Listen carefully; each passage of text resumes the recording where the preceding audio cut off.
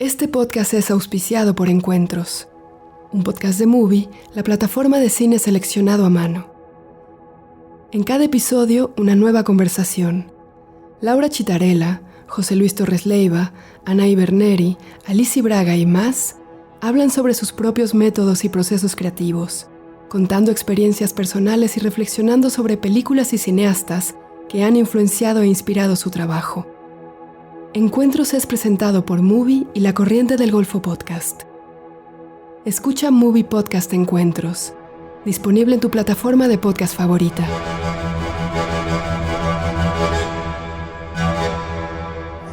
Hola, ¿cómo les va? Bienvenidas, bienvenidos al episodio 5 de Festivales desde Cannes 2025, siempre con el apoyo de Movie y acompañado por don Manu Yáñez. ¿Cómo va, Manu? ¿Qué tal, Diego? Agotando las últimas energías, pero con el entusiasmo habitual, con ganas de hacer balance de varias películas que vamos a analizar. Vamos a sacarle el máximo partido a lo que nos han parecido unas películas de una cinematografía en particular, ¿no? En este episodio, y vamos a explorarla a fondo. Así que bueno, mi nombre es Diego Valle y sí, decidimos dedicarle el episodio completo al cine español, que ha tenido un rol protagónico, diría, en esta edición, mayor a la media habitual. Es verdad que ha tenido siempre representantes. Digo, cuando hay una película de Almodóvar, puede abrir el festival o está en competencia oficial. O Albert Serra, por ejemplo, también es una presencia habitual. Claro, que había estado en competencia con Pacifiction, que de todas maneras es una película un poco francesa también. Sí. Pero en este caso son dos películas puramente españolas en la competencia oficial, y también alguna presencia en secciones paralelas o competencias de cortos, con lo cual creo que ha sido un año particularmente activo, y eso se verificó en la cantidad de enviados españoles, que siempre es mucha, ¿no? Porque están cerca ustedes. Es verdad. Pero veía que había medios pequeños o medios grandes tenían 2 y hasta 3 enviados, cosa que no es habitual y que evidentemente tuvo que ver con que había mucha avidez, mucho interés por parte de lectores, televidentes, escuchas, de ver qué pasaba con el cine español este año. Y me parece que además es como una confirmación del buen momento que atraviesa ese otro cine español, que yo ya creo que empezó a ser el cine español un poco del establishment también, pero no lo digo de forma peyorativa, sí, sino que estos autores que quizás empezaron en festivales más pequeños o en secciones paralelas, el caso de Olivier Lache, ¿no? Sí. Digo, que estuvo en la Semana de la Crítica, después estuvo también en Amsterdam Regard, y que es ascendido de alguna manera a la competencia oficial.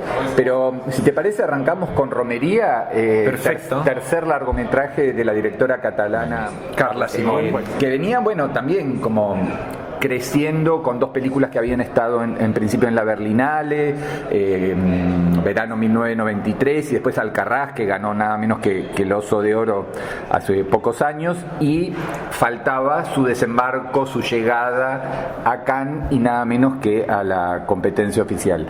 Sí. Y que de alguna manera también es un cierre, ¿no? Sí. O por lo menos ella lo planteó así. Nunca digas nunca de que no va a volver sobre sus pasos y su historia familiar, pero en alguna manera es un cierre muy intenso, muy visceral, muy denso sobre su pasado familiar, que había de alguna manera insinuado, tocado de maneras un poco más laterales o con otro tipo de historias o con otro tipo de enfoques en el verano 1993 y Alcarrás. Pero acá van en busca de la historia de sus padres, de sangre, una historia bastante pesada, ¿no? Si querés contar un poco de qué va, cuándo está ambientada en los, ¿no? Claro.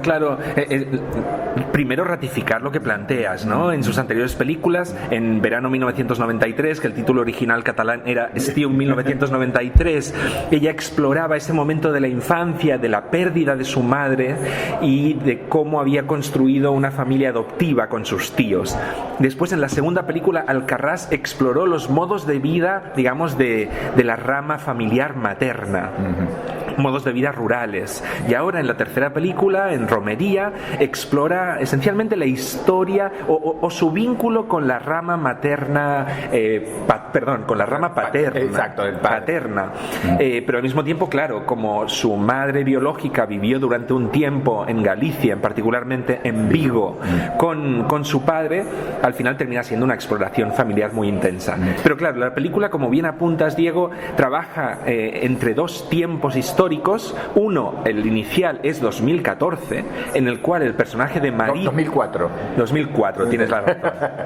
Que es un momento en el que el alter ego de Carla Simón en la película, que se llama Marina, visita a la familia de su padre, ¿no? Exacto. Y es un encuentro marcado por una cierta amargura, por unas dificultades a la hora de conectar, porque hay ahí unas barreras tanto culturales como sobre todo de clase, ¿no? Porque la familia del padre es claramente una familia gallega burguesa, de la alta burguesía, y que es una familia que experimentó con muchas dificultades la enfermedad del hijo. Hay que recordar que los padres biológicos de Carla Simón murieron de SIDA después y fueron víctimas de algún modo de la pandemia de droga, ¿no? que sacudió España, sobre todo en los años 80. Claro.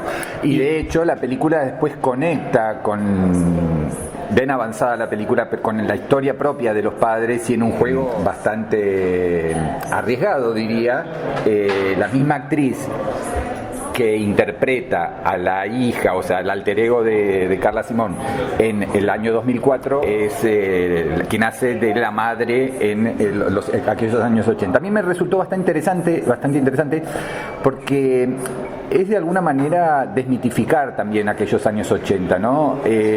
Yo creo que, voy a ser un poco duro, Pedro Almodóvar en algún lugar con sus películas sobre la movida madrileña y aquellos años 80 hizo algo como un poco fetichista y un poco hasta celebratorio y hasta lúdico, y en algún lugar los años 80, lo dicen muchos, fueron muy trágicos, ¿no?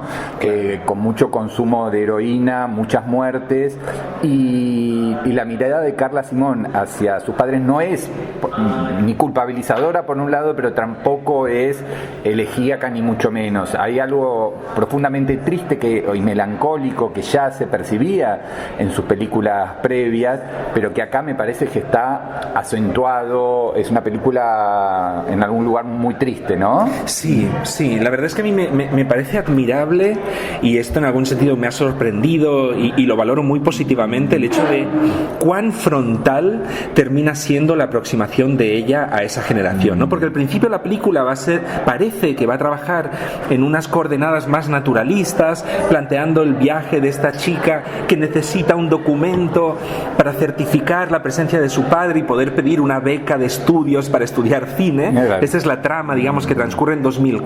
Exacto. Y parece que eso, realmente parece que se va a convertir en una especie de límite para la propia Simón en el marco de su creación cinematográfica, pero después ella toma una opción muy, muy valiente en algún sentido, o original en otro, que es dar un salto hacia un registro más alegórico, ¿no? Y plantear una representación, una reconstrucción entre lo real y lo imaginario de lo que fue la vida de sus padres, su romance en los años 80, ¿no? Y como bien planteas, Diego, yo creo que esa recreación, que repito, tiene algo de aproximación pseudo-realista, pero tiene mucho de aproximación fabulística, está cargada de emoción, de coraje y también de crudeza, ¿no? Realmente no quiero entrar en demasiados detalles para no hacer spoilers, pero la manera que tiene Simón de acercarse a una cierta cultura de las drogas es valiente, nada moralista y en algún punto muy frontal. A mí en algún sentido me recordaba tanto al trabajo, por ejemplo, que hizo Carlos Saura en su película Deprisa, deprisa. Ahí Romería de Carla Simón creo que plantea un diálogo muy fértil con con la obra de Carlos Saura, que siempre ha sido un referente importante para Carla Simón, ¿no? Y en la primera mitad, en esa aproximación a una familia burguesa, esto remitiría a las grandes películas de Saura de los años 60 y 70, pero después cuando se da el salto al pasado, a esa España kinky, a esa España del jaco, de la heroína, hay un punto del cine kinky que representaba Deprisa, deprisa. Pero también me hacía pensar un poco en la obra de Philippe Garrel, ¿no? Y cómo Garrel se ha atrevido a mirar de una manera muy frontal, muy cruda, pero también muy humana al drama de la drogadicción, ¿no? Creo que como que la primera parte, que es un poco la búsqueda de la identidad a partir de como decís, un acto administrativo, ¿no? Pero la obliga a ir como a los registros y a empezar a hurgar, a investigar. Hay algo ahí de investigadora en el asunto. Es una zona que Carla Simón quizás maneja mejor o con mayor naturalidad o facilidad, que es, como vos decías, una cosa más naturalista, más realista. Sí. Y creo que el otro es una zona en la que se aventura, creo que por primera vez, esta idea de actores haciendo dos personajes, uno en la actualidad del 2004 y otro en los 80, pero son los mismos, y ahí hay una zona en la que hay algunos flashbacks que a mí me hicieron un poquito de ruido, como que ella no es tan dúctil en manejando ese tono. Estoy de acuerdo. Hay riesgo. Sí, estoy de acuerdo. Bienvenido el riesgo, bienvenido ir a otras zonas, pero hay algo como que la película no fluía como fluían las películas anteriores. De todas maneras, me parece un más que valioso cierre para este tríptico, esta especie de trilogía familiar a la que fue accediendo de distintos puntos de vista, ópticas y caminos que se entrecruzan y que completan de alguna manera el rompecabezas, el mapa familiar. Claro. Ella dijo como que para ella terminó esta exploración pseudo autobiográfica y que ahora tiene ganas de ir por otras zonas, porque recordemos también que hay un corto posterior a Alcarrás y previo a esta película que se llama Carta a mi madre para mi hijo, que es una especie de material que de alguna manera sirvió también para crear esta nueva película Romería. Claro, en ese cortometraje se entremezclaba como una cuestión más Ángela Molina era, ¿no? Sí, mezclaba ficción en la que aparecía Ángela Molina, pero también cartas escritas por la propia directora, un elemento como documental confesional, pero también cuestiones alegóricas, porque ya había como cruces de diferentes temporalidades. Yo estoy bastante de acuerdo con lo que comentas, Diego, de que en esa parte fabulística, que yo le reconozco el coraje a Carla Simón de adentrarse en un territorio que en el principio de su carrera no parecía propio de ella. Me parece que hay una valentía, pero también detecto claramente que hay como un esfuerzo que no es algo natural para ella, como decías tú. Y en ese sentido me parece que también hasta cierto punto admirable, pero al mismo tiempo también me genera alguna duda el hecho de que me parece bastante evidente que Carla Simón está intentando hacer una película a la manera de Alice Rohrwacher, ¿no?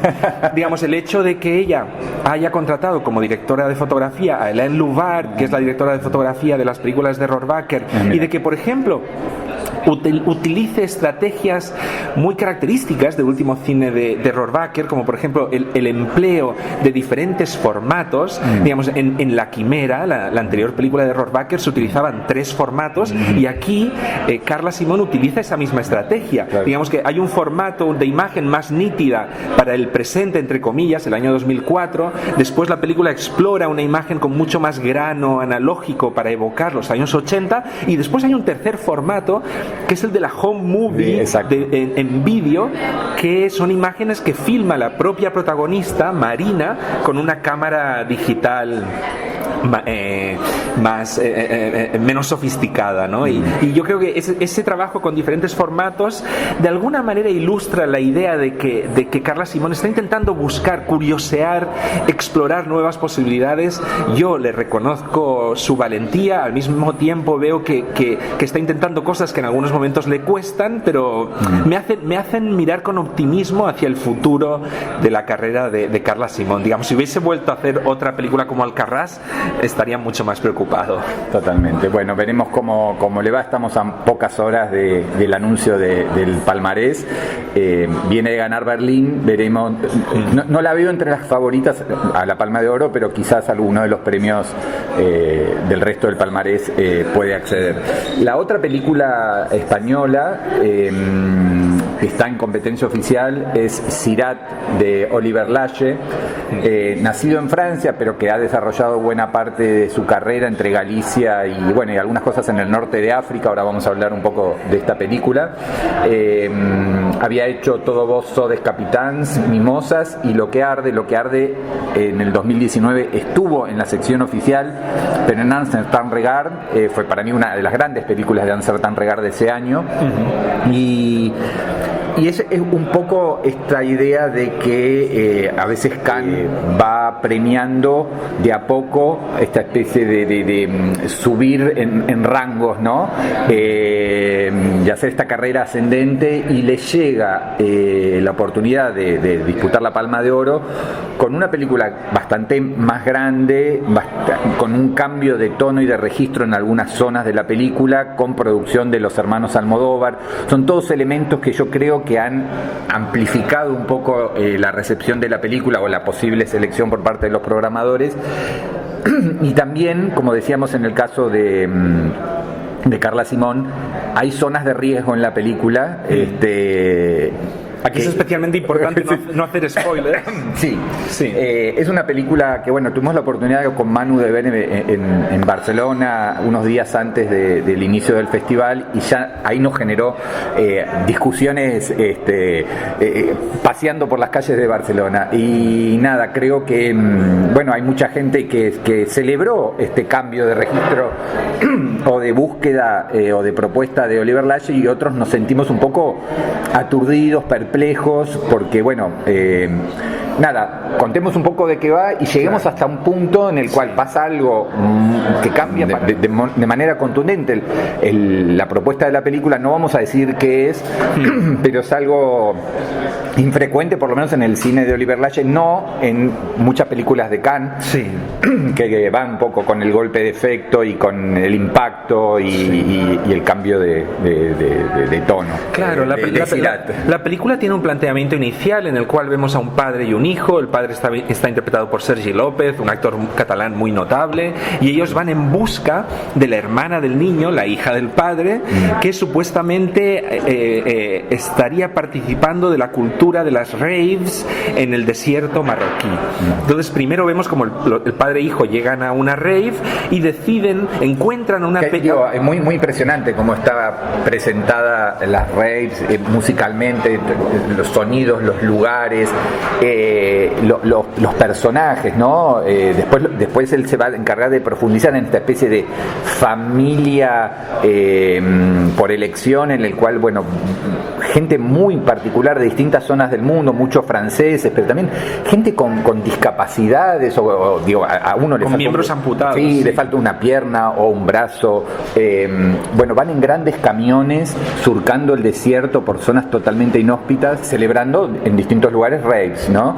En la cual obviamente bailan al ritmo de los beats durante toda la noche o varios días de una manera que te lleva a una zona como muy sensorial hipnótica, alucinada. Totalmente. Sí, como si uno estuviera consumiendo algún tipo de alucinógeno y estuviese viendo la película. Este padre e hijo vienen de otro mundo, ¿no? No son parte para nada de esa cultura, son como extraños llegando ahí, pero como le dicen que quizás la chica a la que buscan podría estar en algún otro encuentro de raves, se unen ellos con un auto no preparado para ese tipo de caminos, de cruzar ríos, etcétera, y estos esta tribu termina como adoptándolos o invitándolos a que se sumen a esta exploración. Y llega un momento en que la película, que venía siendo una película de aventuras para mí muy atractiva, con algo medio épico, herzogiano, etcétera, tomó una decisión muy drástica, Laje y su guionista argentino Santiago Filiol, y la película va para otro lado. La película para mí termina ahí y empieza otra película en la cual, bueno, ciertas zonas de crueldad y sadismo tan en boga en el cine contemporáneo y en el cine de Cannes, bueno, aparecen en toda su dimensión. Claro. A mí me dejó perplejo y a partir de ahí yo ya no la pude disfrutar más. Reconozco que tiene una gran potencia la película, visual, narrativa, unos personajes muy atractivos, pero la película para mí se transformó en una especie de suplicio a partir de esa segunda mitad, digamos. Claro, para mí, digamos, de la primera mitad de la película me interesa mucho el hecho de que tengo la impresión de que Laje construye el film como una especie de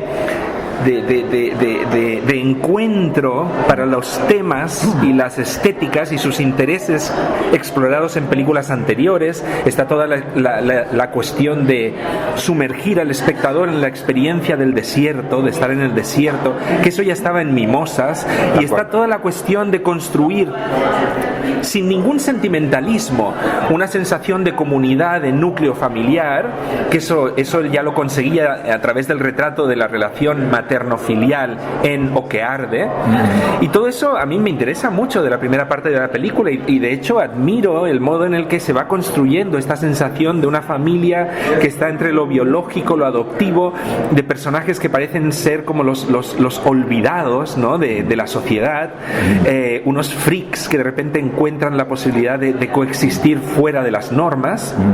Sin embargo, esa construcción de un núcleo marcado por ciertas corrientes afectivas, a partir de esa brecha que tú has descrito anteriormente, para mí hay una ruptura, ¿no? De repente el cineasta decide decide desconectar de esa especie de compromiso afectivo con los personajes y decide trabajar en otro registro. Yo esa transición, sin hacer spoilers, la describiría en el siguiente sentido: en cuanto que la película deja de algún modo de atender a lo que sería el drama íntimo de los personajes y empieza a reflexionar de una manera muy directa sobre lo que está más allá de ese drama íntimo, como los males del mundo, unos males muy marcados por los fenómenos bélicos y por la fuerza destructiva de la civilización humana, va horadando y de algún modo golpeando a este núcleo, a este pequeño núcleo familiar que parecía que podía construir una vida al margen de lo social, ¿no? Sí, hay como una dimensión política y hasta espiritual que le va ganando a la película de género, de aventura y de amistades y de empatía que proponía en esa primera mitad. A mí la verdad que me resultó como muy doloroso ese vuelco, como entre comillas, no totalmente entre comillas, como una traición, en el sentido de que un cineasta que uno venía siguiendo y admirando, y su trabajo con Santiago Filiol también, y de golpe es como que nos traiciona y se pasaran al bando, entre comillas, también otra vez de los Michel Franco, Haneke, Lars von Trier, que son todos cineastas muy potentes, muy talentosos, pero que tienen una visión del mundo que yo creía que Laje no compartía, y creo que no comparte, pero que hay decisiones en la película de impacto que bueno, son riesgos asumidos, y hay gente que lo celebró, tuvo sí, en las puntuaciones, en las tablas de puntuaciones está muy arriba la película. Por eso yo creo que hay una crítica anglosajona, claro, que le encanta ese tipo de vuelcos dentro de una misma película. Claro, para mí la película pasa de ser un estudio de personajes a una película de tesis. Claro. Debo reconocer que yo quizá tengo una cierta distancia respecto a esa visión como más mística, espiritual de la experiencia del desierto, que es tan importante para Oliver Laje, ¿no? Claro. Y quizá eso me impide conectar con la dimensión mística de la recta final de la película, y realmente con lo que me quedo es con lo que yo intuyo que es el deseo del cineasta de demostrarnos hasta qué punto muchas veces vivimos como de espaldas a los males del mundo, ¿no? Y con esta película nos los quiere hacer experimentar de un modo muy intenso, quizá repito, de repente esa desconexión con las experiencias vitales, con el valor de las experiencias vitales de los personajes, me ha resultado muy difícil de asumir. Sí. Y el tercer largometraje español que queríamos comentar y en este caso también celebrar es Ciudad sin sueño. Creo que el primer largometraje de Guillermo Galoe, que venía haciendo unos cortos muy celebrados y muy premiados, 2 incluso con el Goya. Y habría que, yo no lo he visto, pero todo el mundo habla maravillas del corto Aunque es de noche, que en el 2023 estuvo en la competencia oficial de Cannes y después terminó ganando el Goya, y que de alguna manera es el preludio, o si se quiere, esta película es la continuación de la exploración que viene haciendo en una zona en las afueras de Madrid que se llama La Cañada Real, que es como uno de los asentamientos más grandes de Europa y más pobres de Europa, y que, bueno, él viene haciendo como un trabajo social que va más allá del cine, pero que incluye lo cinematográfico, y la película se presentó en la sección más pequeña, más lateral, más independiente, más paralela del festival, que se llama Semana de la Crítica, que está concentrada en primeras y segundas películas, segundos largometrajes, y me llamaba mucho la atención, y puede ser un buen disparador para la discusión, Manu, que la película ganó un premio a Mejor Guión en Semana de la Crítica, cuando yo me encontraba con mucha gente que me decía, está bueno el documental español, ¿no? Es bueno el documental. Yo le decía, bueno, sí, tiene toda una base documental, una base realista, él viene trabajando con esta gente, el chico que es el protagonista del largo también era el protagonista del corto, etcétera, etcétera. Hacen un poco de ellos mismos, pero hay toda una trama, una construcción ficcional que tiene que ver con las problemáticas del lugar, pero no es eminentemente un documental, no. o trabaja en esa zona imprecisa muy del cine contemporáneo, en que hay es un documental ficcionalizado o una ficción con mucho de documental, pero hay toda una historia ahí en cuanto a la venta de una perra, la propuesta, digamos, de las autoridades de que ellos se vayan del barrio y que vayan a una vivienda pública, unos edificios más cercanos a la ciudad, con el confort, entre comillas, de la vida moderna, y la negativa, sobre todo del abuelo del protagonista, que se dedica un poco a todo, ¿no? Chatarrero, no sé, compra-venta de animales, ahí hay unos que compran y venden droga, etcétera, etcétera. Bueno, no quieren abandonar el lugar, mientras como que las palas mecánicas los van se van acercando, ¿no? Y van demoliendo las construcciones cercanas. Hay algo ahí de construcción ficcional que la saca exclusivamente o meramente del documental observacional, que es el que me decían un poco que les había gustado a algunos colegas. No sé cómo la viste vos. Interesante. Claro, a mí es mi película favorita de las españolas que se han presentado en el festival. Me parece muy admirable cómo Guillermo Galoe recupera esta larga tradición del cinema verité, que iría desde la obra de Jean Rouge hasta las películas de Isaac y la Cuesta, como La leyenda del tiempo, o el trabajo que ha hecho durante décadas Pedro Costa con los habitantes del barrio de Fontaíñas. O Guerín, el mismo Guerín, que también en construcción. Claro. Sí. Hay una tradición realmente en España de trabajar estas ficciones en las que los actores son no profesionales y de algún modo están recreando su propia realidad, pero representándola realmente de un modo ficcional. Esto me parece muy importante. Y en ese sentido hay muchas cosas que me gustan de esta película, empezando, digamos, por algunas de sus apuestas estéticas. Creo que la película consigue capturar de manera muy espontánea el día a día de los personajes, pero en momentos determinados también hay una construcción formal que consigue dar valor a la existencia de estos personajes. Me viene a la mente una especie de panorámica de 270 grados que va desde un escenario donde vemos cómo están demoliendo una casa hasta un plano medio del chico protagonista y su abuelo, que van a conformar el ancla dramática de la película. Eso por una parte, y después lo que realmente me admira es el modo que tiene Galoe de comprender, de intentar comprender a esos personajes y sus razones para vivir como viven, ¿no? La cuestión y esto me parece muy, muy pasoliniano, ¿no? La cuestión de que ya has mencionado de que el abuelo no quiere marcharse de allí, porque de algún modo, aunque vivan de una manera bastante miserable, no tienen agua corriente, apenas tienen electricidad, pero algunos de ellos, quizá los mayores del lugar, consideran que allí han podido construir un espacio de libertad, ¿no? Y esta mirada... Hay algo de rebeldía ante la autoridad. Claro, también, bueno, ¿no? hay una mirada sospechosa respecto a ese progreso entre comillas, ¿no? Que estará muy marcado por unas formas de vida más materialistas, más marcadas por el neocapitalismo. Era esa mirada que lanzaba Pasolini a las barriadas de los alrededores de Roma. Yo creo, de algún modo reaparecen en la película de Galoe, y hay otro elemento más que conecta la Ciudad sin sueño con aquellas primeras películas de Pasolini como Mamma Roma o Acatone.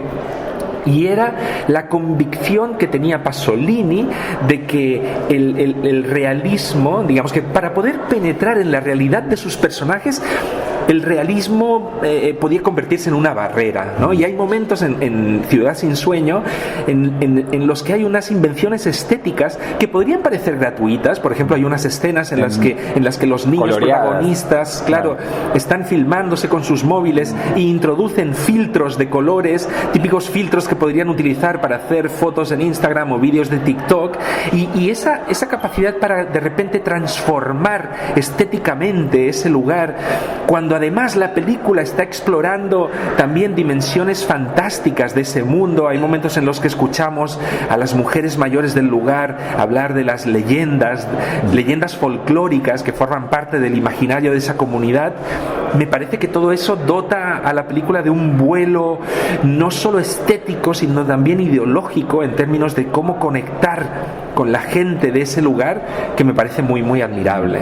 Sí, y también la zona, si se quiere, más de, entre comillas, denuncia, no está hecho desde una manera obvia, vulgar, torpe, subrayada, sino que uno percibe, porque hay escenas de basura o las cloacas o todo lo que ya sabemos, digamos, de estos lugares, pero y está la propuesta de unos funcionarios que uno podría decir podrían ser mostrados como los malvados de la película, pero que tienen una zona como hasta lógica de tratar de convencer sobre todo a los más jóvenes, porque acá también hay una brecha generacional entre los gitanos romaníes que quieren quedarse en el lugar donde han construido lo poco que han construido, y los pibes que se ven tentados de alguna manera en, bueno, un edificio con agua caliente, con presión, con todo ese tipo de cosas. Un supermercado cerca, el metro cerca, exacto, la posibilidad de ir a Madrid de manera directa,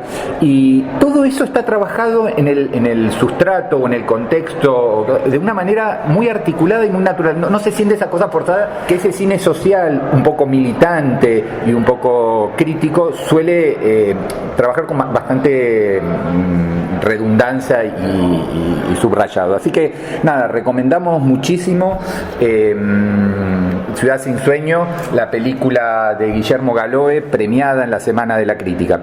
Y con esto, bueno, vamos cerrando este penúltimo episodio, agradeciendo otra vez a Movie, que además ha comprado 7 películas de competencia oficial. Wow. Es un dato, y ha hecho la compra más grande de todo el mercado con la película Die My Love de Lynn Ramsey, que pagó $24 millones. Wow. Así que nada, son datos absolutamente periodísticos. Después nosotros celebramos o no las películas.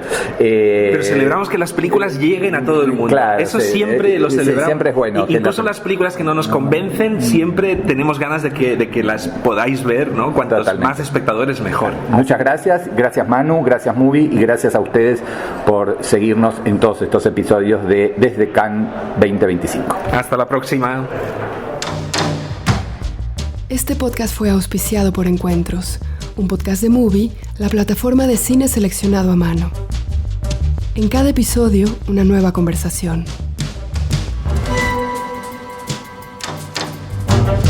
María Aparicio, Natalia Beristain, Gustavo Vinagre, Lila Vilés y más hablan sobre sus propios métodos y procesos creativos, contando experiencias personales y reflexionando sobre películas y cineastas que han influenciado e inspirado su trabajo. Encuentros es presentado por Movie y La Corriente del Golfo Podcast. Escucha Movie Podcast Encuentros, disponible en tu plataforma de podcast favorita.